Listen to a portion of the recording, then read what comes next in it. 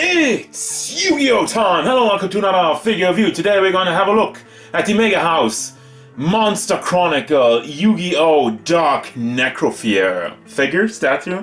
It's like a fairly small one, even though the box is kind of huge. Dark Necrofear is my favorite Yu-Gi-Oh card of all time. Being somebody who played Yu-Gi-Oh from day one, I just love this weird looking zombie fiend monster. Has a pretty cool effect, and actually one of the first chaos monsters. You didn't need lights and darks, but only fiend monsters to banish to get it on the field, and I thought that was pretty cool. I was always a fan of that mechanic. Other than my personal story behind the character and why I got the figure, this was also the ace monster of the villain Bakura in the show. Which, I say ace monster, he didn't really use it that much, to be honest. But still, an iconic monster, and the reason why I had to get it. Let's have a look at Dark Necrofear. I usually don't talk about the boxes, but this is actually kind of annoying me. Why is this box so freaking huge for this small figure? Just to cram all that plastic in there, I guess.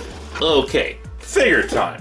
So, we do have Dark Necrofear on a base. The figure comes off the base, but you don't really do much without that. You only have this small plastic thing, which is stuck on her feet, which she doesn't even stand on. So, I guess you could display her without the base if you have something to hold her in place, but yeah, just use the base. Anyway, stands at about 13.5 centimeters, 13 to the top of the head of the Necrofear, but the, what was the Dark Spirit of Banishment? Yeah, that guy in the back. That one's a little bit taller, and for your inches, we're going over like 5.2 inches tall. Size comparisons. Here's Jolter, the SH Fig Arts Son Goku, NECA Michelangelo, the Vulcan Log Yugi Muto from Dark Side of Dimensions, an actual card of Dark Necrofear Master Collection Secret Rare, and Darkseid. Well, isn't this a weird little release? So let's have a look at the figure. First and foremost, the figure itself, the Dark Necrofear in the middle, the star of the show. I think the mold is amazing. I have zero issues with that. Also have the classic pose with the doll in her arms. Very menacing looking. However, the face sculpt, just, I don't know, could have maybe used some more painting. I think it looks kind of bland, especially from afar. You don't really see anything except for the eyes. It is a small figure, but it comes at a relatively large price point. I'm gonna drop that information right now because you're probably gonna think I'm being too harsh on this figure, but I'll give you the detail about the prices and whatnot later. But I want to focus on the detail right now. What it is here, you have like the very nice blue. Also, a lot of it on this figure is metallic, so it does stand out, especially obviously the metal parts and her weird boba, which, by the way, could have been a little bit brighter. I don't know, like on the card itself, obviously there's shading and whatnot. They didn't do shading. Again, it's a small figure, but big price. Anyway, I'm not going to repeat that every 5 seconds, but the paint on here, which is done, however, is really freaking nice. Considering how small this figure is, you know, compared just to my finger and whatnot. Yeah, the paint on here does line up. I don't really see any bleeding. I don't see anything that's going over the line. And that on itself is really impressive. Also detail in the back. And the mold, I mean, it looks great. You have the big purple armband on one side with the elbow pad. And then you have the doll, which looks a little bit too goofy. Like, come on! The eyes are just kind of printed on there, and it looks like a children's drawing. There's no cracks. Well, there are some cracks in the mold, but they didn't like dry brush it to make it stand out. So the doll itself, I really could have used something to make it a little bit more goofy. A little bit less goofy, actually. As we move down to her large hips and the big boots. Some more purple on that, nice and metallic. And even like the small buttons on there, molded, and it looks good. Also like the high heels. She does have high heels. Confirmed, we didn't see that on the card.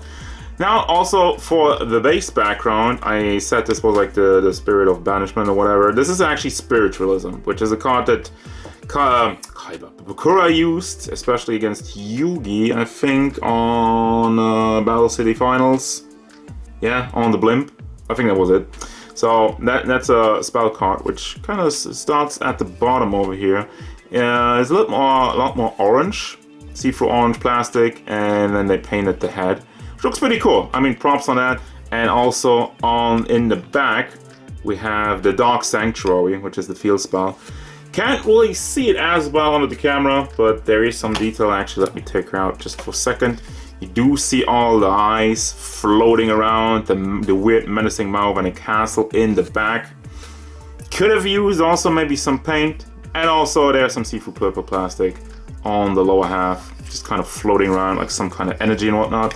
And that's really it. Final thoughts, and yeah, already we don't have any accessories, we don't have any articulations, so that's really it. And what's the verdict on this one? Way too overpriced. I wanted to have a look at it myself, and I wanted the Dark Necrofear because, as I said, it's my favorite card of all time.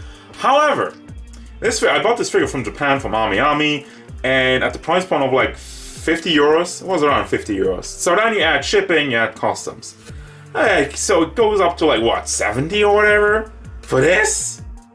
A figure that's like not even as big as my freaking hand. And I get like they did a cool thing, they did the cool base, and the paint is really clean, but you don't have shading and you don't have any accessories, and it's not articulated. So where the hell do you justify this high of an asking price? Well, my answer is you don't. If you want this figure or any other of the what was it again, Monster Chronicle, they have a bunch of cool looking figures, and it's nice to collect, and it doesn't take up too much space. That's all fine. But my recommendation is very simple. Wait for them to drop in price, because I think they will. I don't see any of the figures have really sold out right now. Especially not the Necrofear figure, but maybe some more of the iconic Yugi Kaiba figure monsters will.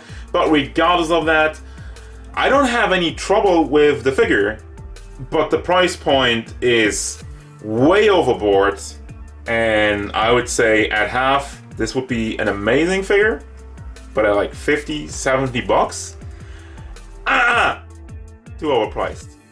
So not recommended for once. That's gonna do it, guys. As usual, thank you very much for watching. Don't forget, if you enjoyed this review, hit it up with a like and subscribe to the channel so you can stay tuned for more figure reviews, card game stuff, and whatever the Dark Necrofear wants.